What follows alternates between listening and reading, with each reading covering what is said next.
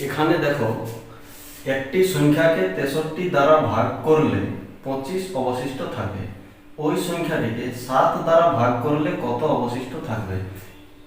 Question অনুযায়ী আমরা যদি লেখা হয় 63 দ্বারা ভাগ একটি সংখ্যাকে, এখানে সংখ্যাটা কত সেটা জানি না, কি করব, বলছে 63 দ্বারা যদি ভাগ করা হয় 25 অবশিষ্ট থাকবে, মানে এই ভিতরের সংখ্যাটা তো 63 হতেই হবে।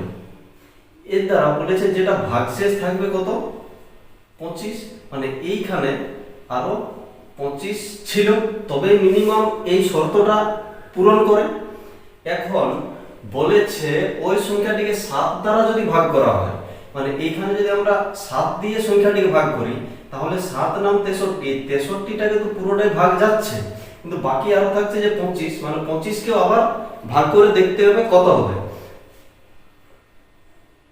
25কে যদি ভাগ করা হয় তাহলে 3 7 21 হচ্ছে, 22 23 24 25, 4 বাকি থাকছে।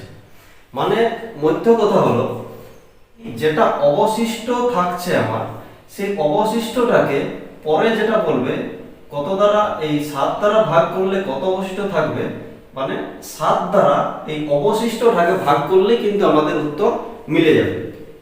তাহলে কি, এখানে 7 দ্বারা যদি 25কে ভাগ করা হয় তাহলে 3 7 21 হচ্ছে, তাহলে অবশিষ্ট থাকবে আমাদের 4, অ্যান্সার 4 হবে।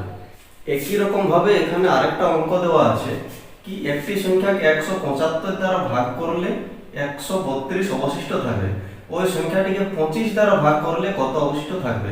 মানে এই অবশিষ্টটাকে 25 দ্বারা ভাগ করলে আমাদের উত্তর হয়ে যাবে। তাহলে কি করব, একটি সংখ্যাকে 175 দ্বারা 175 দ্বারা যদি ভাগ করা হয়, সেই সংখ্যাটি কত হবে, 175 এর থেকে বেশি হবে, মানে 175 তো হবেই, প্লাস যেটা অবশিষ্ট থাকছে কত, 132, তাহলে এই সংখ্যাটা হচ্ছে, এইটাকে বলেছে 25 দ্বারা যদি ভাগ করা হয়। এখন যদি আমরা এটাকে 25 দ্বারা ভাগ করি, মানে 25 দ্বারা 175কে ভাগ করলে তো মিলেই যাবে, শুধুমাত্র এই 32টা বাকি থাকছে। এই 132কে যদি ভাগ করা হয় 25 দ্বারা, আমাদের কত হয়, 4 25 হয় 100, আর 5 25 হয় 125, তাহলে এই যে 5 25 125 হচ্ছে, বাকি থেকে যাচ্ছে আমাদের 7, মানে কি, এই যেটা অবশিষ্ট থাকবে শুধুমাত্র এই অবশিষ্টটাকে 25 দ্বারা ভাগ করলে আমাদের উত্তর হয়ে যাবে।